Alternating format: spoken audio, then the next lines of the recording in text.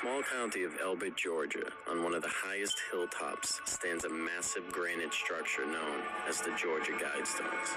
Perfectly aligned with celestial bodies, this American Stonehenge was erected sometime in the late 70s. The enormous structure stands almost 20 feet high, is made of 6 granite slabs weighing in at almost 250,000 pounds. The most astonishing detail of the monument is not its size, but the messages that are carved into it. Engraved in 8 modern and 4 ancient languages are 10 commandments for a new age of reason. The first directive is the most sinister and alarming to us all. Maintain humanity under 500 million in perpetual balance with nature. I have a question for you. How do you suppose they plan on eliminating over 90% of the population? Perhaps by using the oldest trick in the book, and that is to do it right under our noses, then cloak it in the phrase, "It's all for your own good." This series of films takes a closer look at the current pandemic of neurological disorders we are witnessing today, and more importantly, the relationship that heavy metal toxicity plays in the overall equation. Our food, our air, and our water are all under attack, and the most disturbing part is that it's by design. This first of 3 films investigates our water by focusing on fluoride. My name is Chris Maple, and this is our story. So we got our friends at the Fluoride Action Network. We actually went to their website and printed off a top 10 facts about fluoride. Hopefully we can educate a few people on what's going on with the drinking water. Do you drink tap water? Yes, I do. Yes. Yes, I do. Yes. Yes. I do drink tap water, but I usually put it through a filter system. Filtered. Filtered tap water. Yeah. Yeah. Yeah, one of those like little jugs with the carbon filter that comes in there. If it's an emergency situation, I need to, swallow a pill or something. Yeah, but No, I don't drink it. You don't drink the tap water? I don't drink it for recreation when I get thirsty. I boil my water, I wait for it to cool, I store it in jars. Yeah, don't want to take any risks. Let me ask you, what made you go and buy that filter? Because LA water tastes like crap. Well, I know what's in it. It's pretty nasty. Have you heard of the fluoride controversy that's going on? No. No, never. This is the first time? It's a surprise for me. Have you heard of fluoride? Yes. What do you know about it? It's something that's added to water. I don't know the scientific exact definition. Apparently fluoride ions help out with keeping your teeth strong and everything else like that. I always thought it was kind of like a medicine because it helps your teeth be stronger and all that fun stuff. I know that it's one of the questions that toothpaste, but that's about all I really know. I don't know if it's a positive thing or not. So why is it added to the water? What do you think? To you know what, I'm not sure. Well, my dad was a dentist, Okay. so I know fluoride as far as dental health is necessary, Okay. particularly for kids that don't learn how to brush their teeth. Their parents may or may not be aware of what sugar can do to their teeth. So, in my opinion, fluoride's a good thing. Fluoride is safe and effective, and it's one of the most inexpensive ways to really cut down on dental decay. Anything we can do to help prevent cavities on children, I think, is very important. Absolutely, fluoride is safe. It's effective. Fluoridation of community water is extremely safe and extremely effective in preventing tooth decay. Science is on the side of fluoride being safe and effective. There is no controversy about this in the scientific community. If it's such a simple issue, how is it that it's still going on after half a century? I remember it being debated Yeah, years ago. It's continuously debated. But just because we've been doing something 50 years doesn't necessarily mean that it's right. Public health officials knew then what they know now. Would we have fluoride? Would it be added to drinking water? Well, today a coalition of scientists, dentists, and doctors are taking action to stop fluoridation until it is proven safe.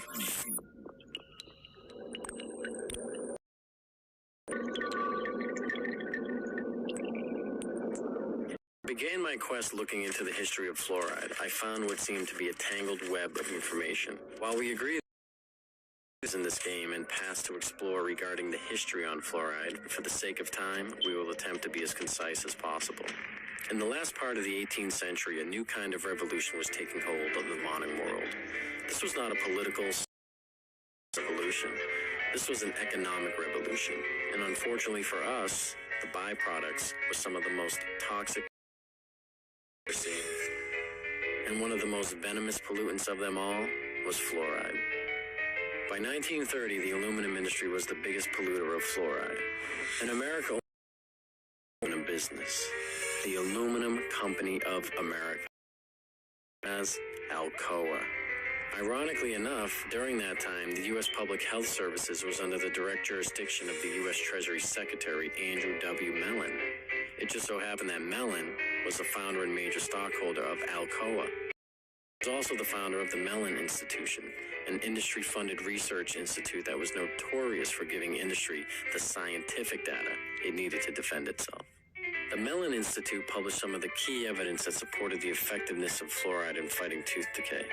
It was Dr. Gerald Cox, who also worked at the Mellon Institute, that made the first proposal to artificially fluoridate our public water supplies. Although widely debated, the official human experiments began in Grand Rapids, Michigan on January 25, 1945, as they were the first to publicly fluoridate their water supply. You guys want to know what fluoride is? I mean, that's what we're going to do over the next 12 months. Our hope is to interview people like yourself, various physicians, neurologists, chemists, toxicologists, and get to the bottom of it. I mean, I don't understand why there's a debate. Yeah, we want to get to the bottom of what is fluoride. Is it good or is it bad? Okay. Well, more importantly, Mike, we'd like to come down and see you. How do you feel about that? Yeah, we can do it at my studio if you like. Oh, that'd be great. Okay, I got to run. I'm hosting out shows today. Yeah, all right. I know you're busy, buddy. I'll let you go. All right, Chris. See you soon, man. Okay, sounds good, Mike. Bye-bye. That's awesome. My name is Mike Adams, the Health Ranger, the editor of naturalnews.com. What is labeled fluoride is not naturally occurring fluoride like you might find in the ground. It's actually a collection. It can be over 100 different chemicals, including some radioactive chemicals, including many cancer-causing chemicals, including heavy metals, neurologically damaging elements that are called fluoride. And then this is dumped into the water supply, and the cities have the doctors and dentists convinced that this is somehow good for your teeth. So this topic, this fluoride topic, has been going on, discrepancy, for 60 years now. There must be an organization that is trying to push fluoride. Otherwise, it wouldn't be going into communities the way it is. So I think there's an organized group that are trying to influence cities and convince them. 2/3 of the water districts in this country fluoridate, but not San Diego. 80% of our 50 largest cities fluoridate, but not San Diego.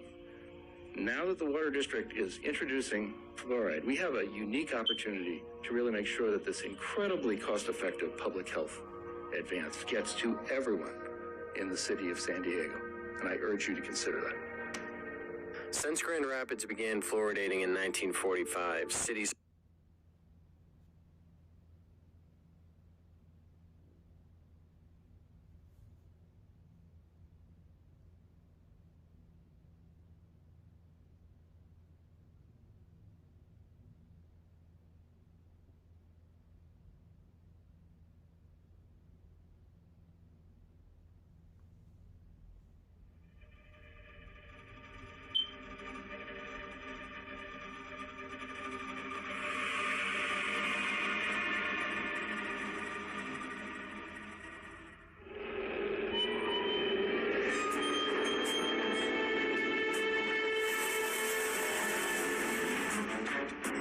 Did you know that the whole family, not just children, can benefit by drinking water that contains fluoride?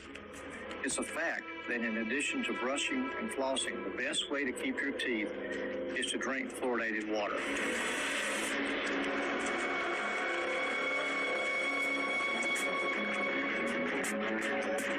How do you like your skies, natural or man-made? And right now, we are making man-made clouds, and this is trapping warmth in our atmosphere.